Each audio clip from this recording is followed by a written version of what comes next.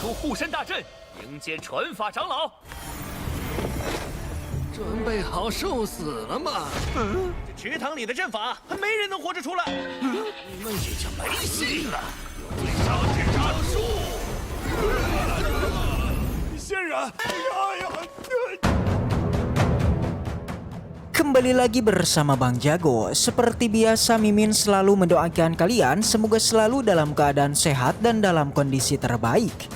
Di video kali ini Mimin akan menceritakan sebuah donghua series dari Yin Si Jongmen.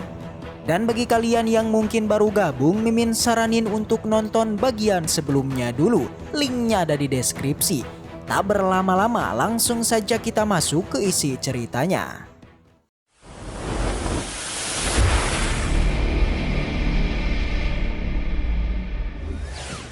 Setelah pertempuran terjadi antara Sekte Abadi dan Sekte Hantu, kemarin pertarungan mereka terbilang sangat sengit dan juga epik. Setiap murid mengeluarkan potensi mereka untuk membabat habis semua murid Sekte Hantu. Bahkan seorang tetua berhasil dikalahkan oleh Luoli dengan teknik tubuh poenik. Selain itu ada juga Hetian, Jauhong dan yang lainnya ikutan beraksi memperlihatkan kekuatan masing-masing mereka. Terbukti setelah berguru dengan Bai Chen, kekuatan semuanya menjadi meningkat. Yang hanya dalam beberapa menit saja semuanya pun berhasil menyapu bersih murid Sekte Hantu. Bahkan sampai akhirnya bos besar Sekte Raja Hantu akhirnya keluar. Kemunculannya langsung berhadapan dengan Bai Chen. Namun sebelumnya para murid Bai Chen mereka beraksi dulu melakukan pertarungan dengan bos Sekte Hantu. Tapi kekuatan mereka masihlah belum cukup untuk melawannya. Yang akhirnya Bai Chen pun mendapatkan sebuah teknik yang bisa mengalahkan lawannya dengan satu gerakan aja. Alhasil bos besar Sekte Raja Hantu berhasil dikalahkan. Momen ini membuat semua murid pun menjadi mengaguminya. Tapi berbeda dengan Bai Chen, dia malah merasa kesal kepada semua muridnya yang selalu bertindak seolah-olah mencelakakan dirinya. Bai Chen mengatakan semua murid sudah tak lagi mendengarkan dirinya. Jadinya ia pun memberikan hukuman kepada semuanya untuk mengasingkan diri di perpustakaan selama 3 hari. Di mana semua murid diharuskan mempelajari 2 teknik latihan di perpustakaan selama 3 hari. Tidak ada yang menolaknya, semua murid pun mengiyakan dan siap untuk menerima hukumannya. Setelah itu semua murid melihat adanya bocil di belakang sang guru. Tentu Xuanwu menjadi penasaran, dia menanyakan siapa gerangan bocil tersebut. Dengan santuy Bai Chen pun meminta Lingxi untuk memperkenalkan diri kepada semua seniornya. Sontak semuanya pun menjadi senang. Mereka akhirnya memiliki junior baru yang bahkan lebih muda dan lebih lucu. Singkat cerita, semua orang pergi kembali ke Sekte Abadi. Sin berpindah pada sebuah tempat yang memperlihatkan adanya 3 praktisi yang tengah membicarakan kehancuran dari Sekte Hantu. Mereka sudah mengeceknya dan tidak ada satupun orang yang selamat dari pembantaian itu.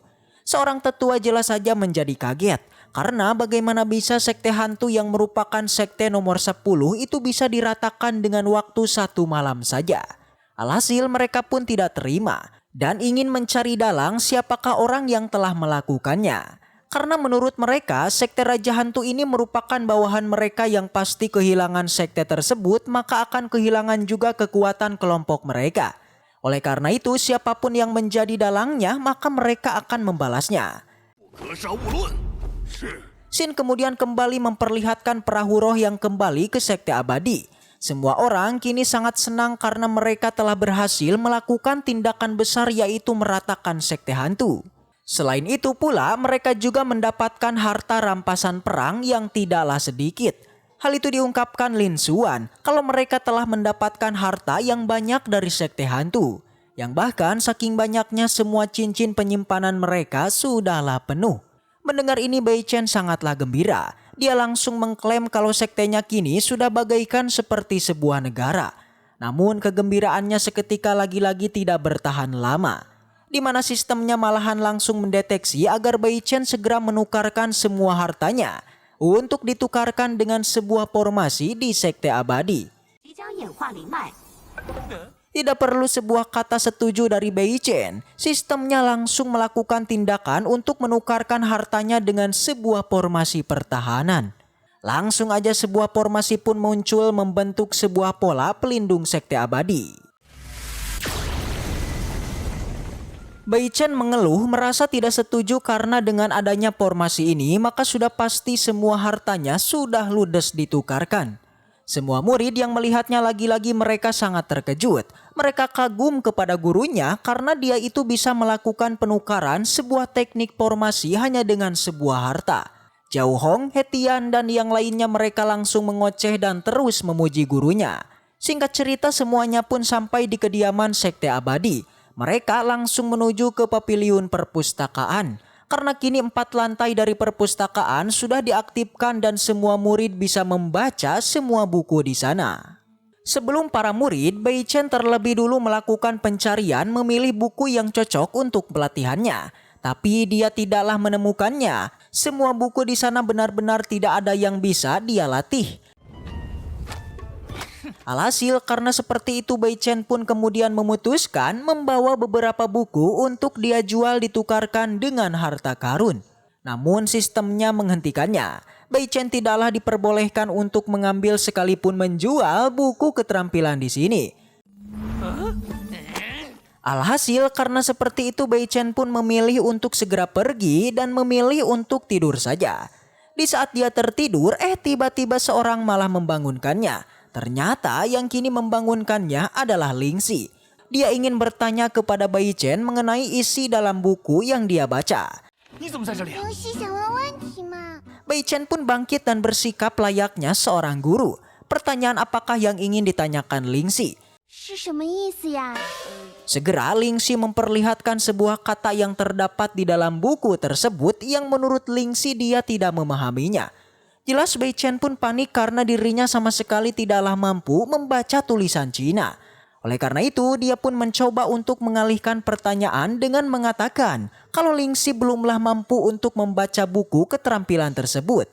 Namun seketika pula Bai Chen menjadi kaget. Ternyata selain dari buku yang dipegangnya, Lingxi itu sudah membaca dan memahami beberapa buku yang lain. Membuat ia pun seperti ingin pingsan karena lagi-lagi murid yang dia rekrut lebih jenius dari dirinya. Tak ingin citra seorang guru memudar, Bai Chen pun segera bersilat lidah kalau seorang praktisi saja diharuskan memahami semua pelatihan sendiri.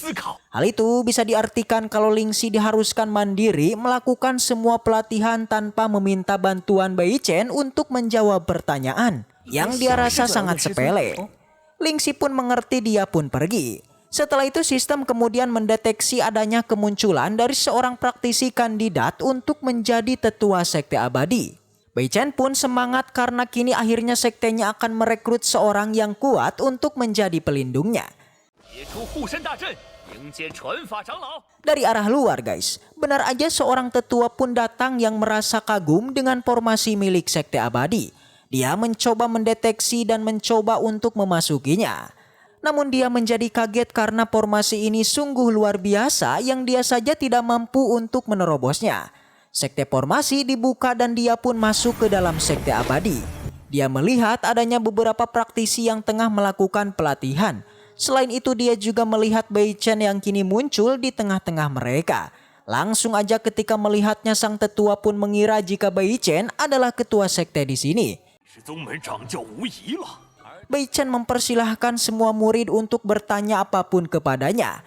Pertama, pertanyaan dilontarkan oleh si Changhe. Sebuah pertanyaan yang luar biasa bahkan sampai sang tetua yang mendengarnya juga ingin melihat jawaban dari Bai Chen. Namun jawaban dari Bai Chen sama sekali terlihat ngawur yang bahkan membuat si tetua auto kaget. Meski begitu si Changhe tetaplah senang bahkan dia menjadi paham dengan pertanyaannya. Kemudian dilanjutkan dengan pertanyaan Luoli yang lagi-lagi jawaban Bai Chen membuat si tetua menjadi sangatlah tidak percaya.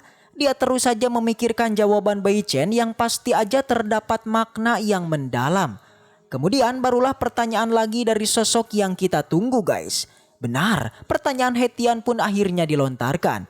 Yang kembali jawaban tersebut membuat sang tetua tercengang bahkan kini dia merasa sangat kesal dan ingin segera menghajar Bai Chen. Si Hetian masih belum mengerti dan ingin bertanya lagi.